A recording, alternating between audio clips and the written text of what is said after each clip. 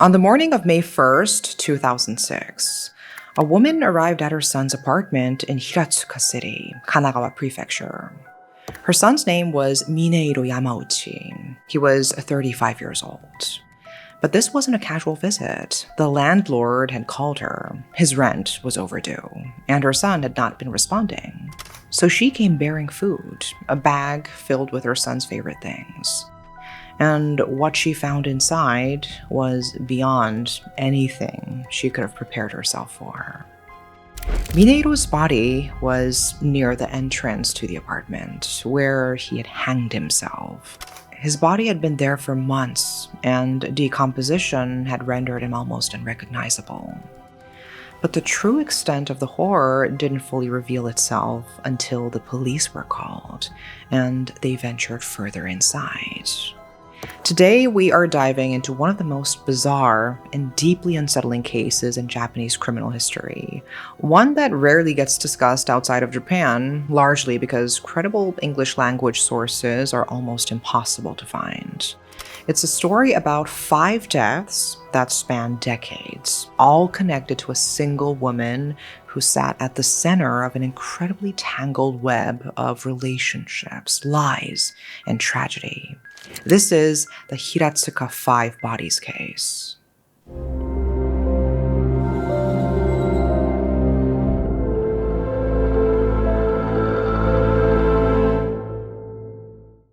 When police began working their way through Mineiro's apartment, they found wrapped up on a futon the body of a 19-year-old woman named Rikako Okamoto, Mineiro's half-sister.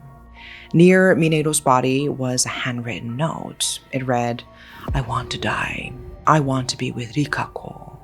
At first glance, it looked like 2 self-inflicted deaths resulting from an incestuous relationship.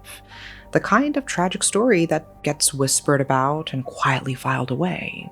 But as investigators dug deeper, that narrative started to fall apart because they found more bodies. 3 more, to be exact. 1 6-year-old boy and 2 infants, all tucked inside cardboard boxes in the same apartment. It was a scene that Japan's Asahi Shimbun newspaper would later describe as a house of horrors. 5 bodies, 1 apartment, and no clear explanations. Then the police discovered a note that went on to change the entire focus of the investigation. "I killed my daughter."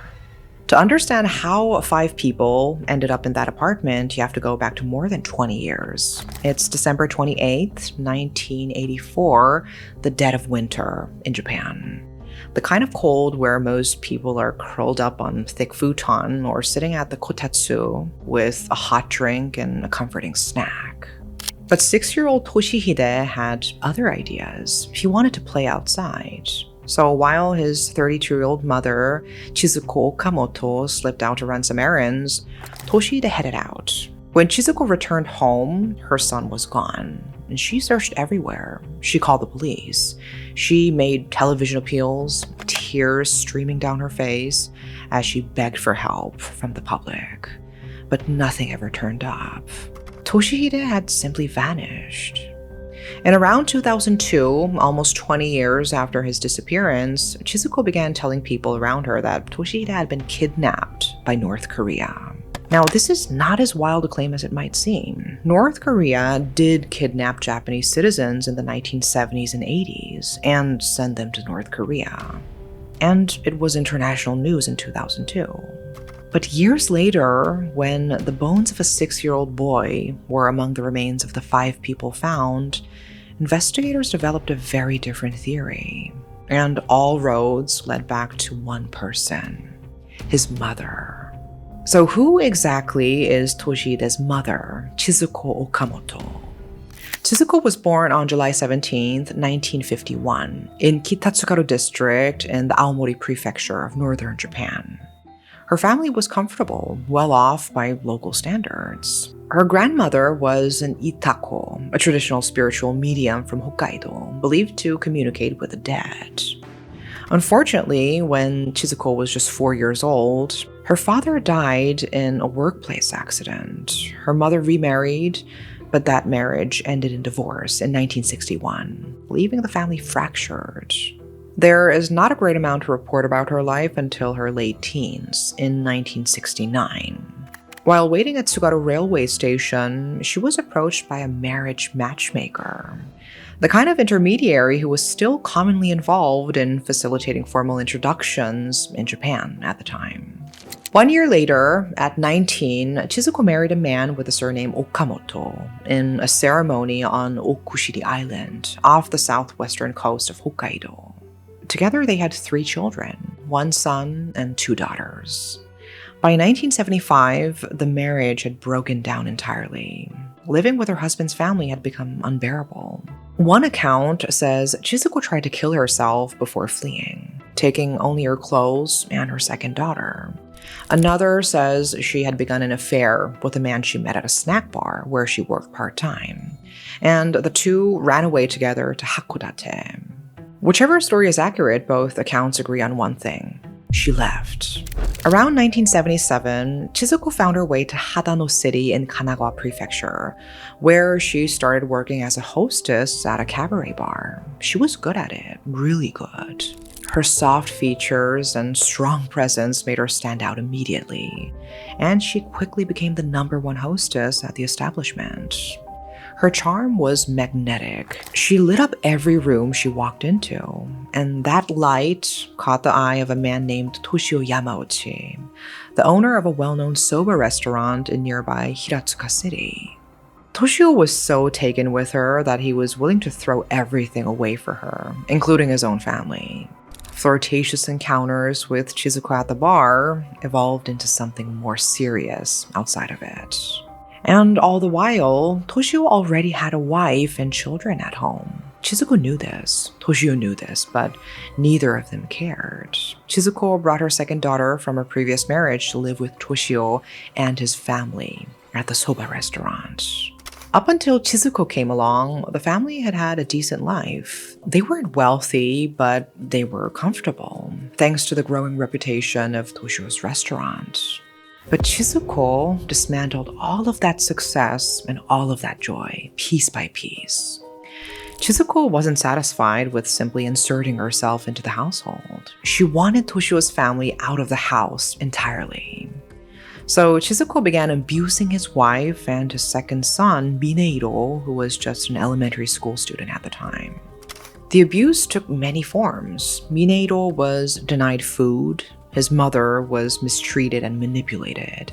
Chisuko would lie constantly, fabricating stories and framing the two of them for things they never did, all to stay in Toshio's favor. Eventually, the abuse became so unbearable that Toshio's wife packed up and left with her children, abandoning the house entirely. With the legitimate family out of the way, Chisuko settled in, but her presence turned out to be more of a curse than a blessing. She refused to work, lived off of Toshio's income, and meddled in the restaurant's operations until the business began to hemorrhage money. In 1978, Chisuko gave birth to her and Toshio's first child together, a boy named Toshihide. And as we already know, Toshihide disappeared in 1984. But he wouldn't be the only child of theirs to meet a tragic fate. In the years following Toshihide's apparent disappearance, Chisuko gave birth to 3 more children, 1 each in 1985, 1986, and 1987. But she never registered the births of the children born in 1985 and 1987. These were children who, as far as Japan's official records were concerned, simply never existed. Some sources say that these babies were stillborn, but there are no facts to back that up. When the babies' remains were discovered years later in boxes in that Hiratsuka apartment, autopsies did not conclusively show the cause of death. What exactly happened to those 2 children and why it happened is completely unknown.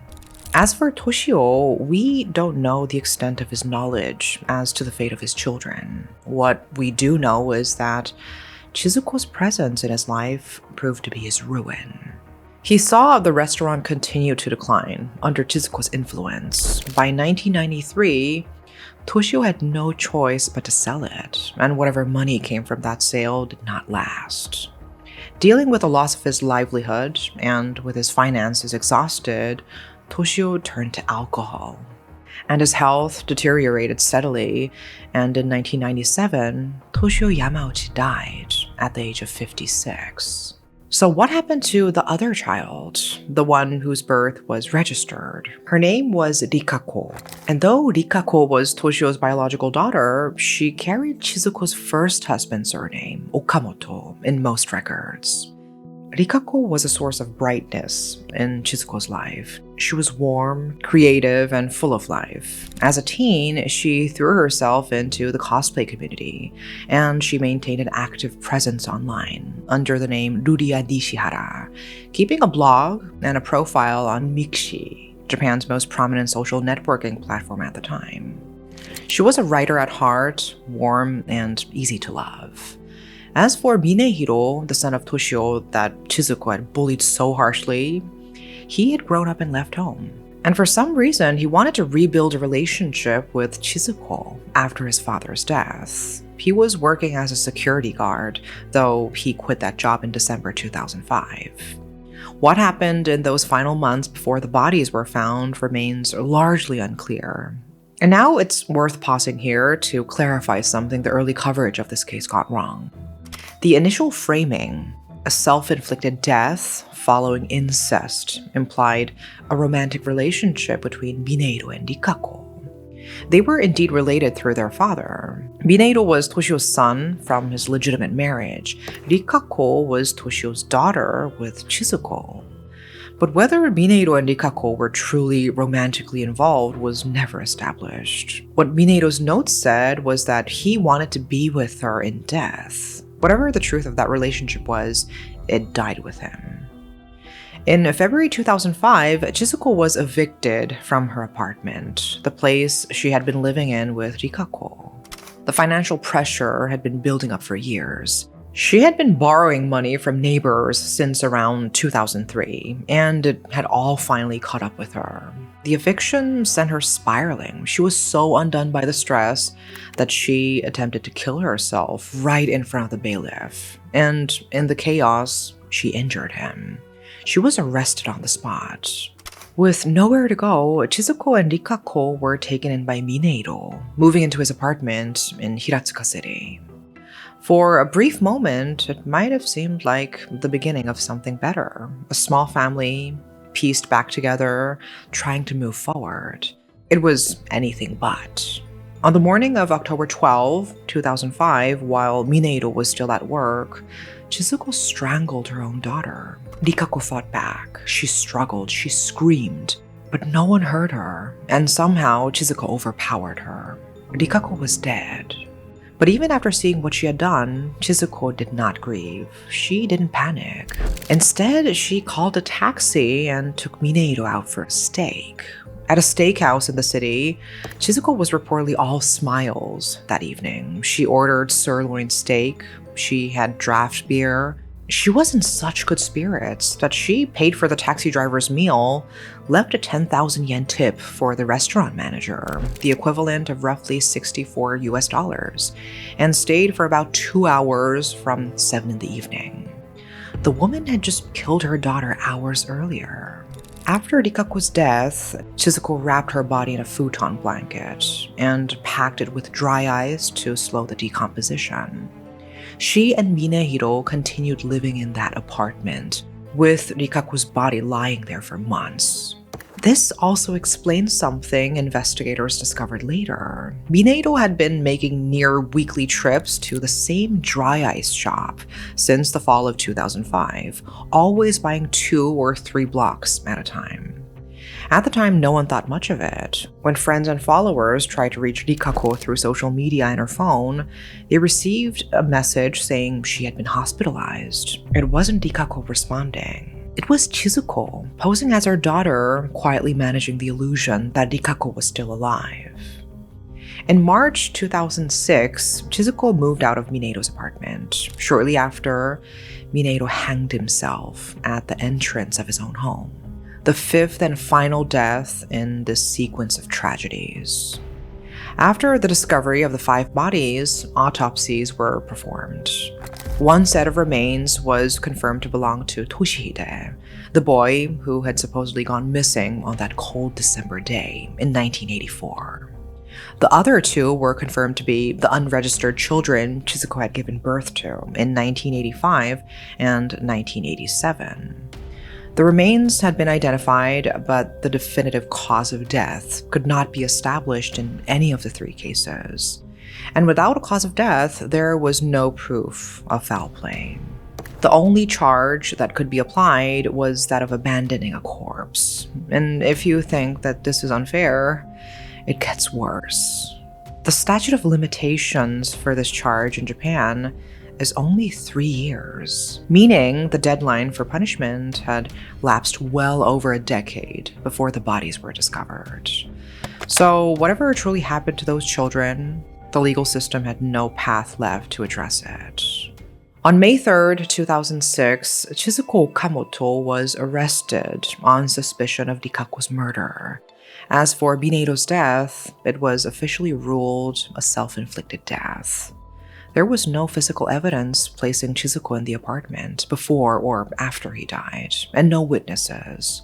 As for Chisuko's motive for killing Rikako, she has never revealed it. At trial, when prosecutors asked why she had killed her daughter, she refused to speak. What investigators and the public pieced together pointed to a deeply fractured relationship. Rikako's posts on Mixi reportedly contained expressions of frustration and resentment toward her mother, including some fairly pointed language. Many believe Chisuko discovered the posts and killed Rikako because of what she'd written, but that was never confirmed. At trial, Chisuko pleaded not guilty and attempted to pin the murder on Bineiro. It's also worth noting that the conviction came despite a significant evidentiary gap. There was no admissible physical evidence directly tying Chisuko to Rikako's death, and there were absolutely no witnesses. The court relied on circumstantial evidence and the logical assessment that Bineiro had no conceivable motive. On July 23, 2007, the Yokohama District Court sentenced her to 12 years in prison. She appealed, but the Tokyo High Court upheld the original sentence. The 12 years stood. There isn't much information about what happened to Chisuko after her release, but in the November 16, 2021 issue of the Japanese magazine Shukan Josei, one of her remaining relatives spoke publicly about her. That relative was Kuga Iijima, an AV actress and Chisuko's granddaughter through a daughter from her first marriage. According to her, Chisuko had been released from prison and was living on welfare, and that's where the trail ends. 5 bodies, 1 apartment, decades of secrets, a man who decided to take his own life, 2 children born and never registered, whose deaths were never explained, a 6-year-old who vanished and was found 20 years later in a cardboard box, a daughter strangled by her own mother, whose body was kept on a futon for months, and a woman who has never, not once, explained her actions. A 12-year sentence for a story this dark feels, to many, like it barely scratches the surface. Whether justice was truly served is a question many people are still asking. So, what do you think about this case? Let me know in the comments, and that is all for today. Thank you for watching.